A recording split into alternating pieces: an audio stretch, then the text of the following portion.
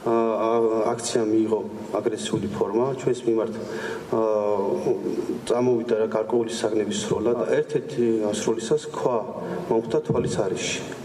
რისითაც მიიღება დაზიანება, წამოვიდა სისხლდენა, ჩემი თანამშრომელმა მიმიყვანა სასწრაფოს და რის შემდეგ გადამიყვანეს საავადმყოფოში.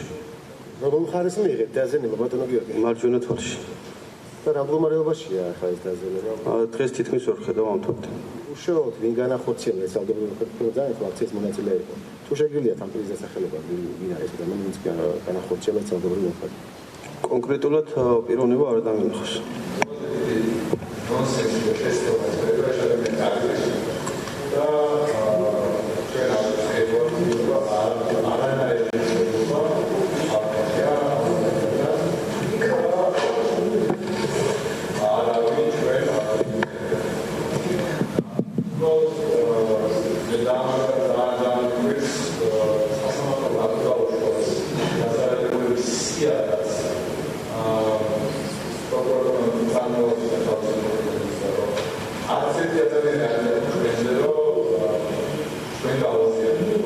თქვით რომ პარლამენტში შეჭრის ვარაუდი იყო და დაინახეთ თუ არა კონკრეტული შემთხვევა რომ რომელიმე ცდილობდა პარლამენტში შეჭრას აქციაზე მდგომი ხალხისგან.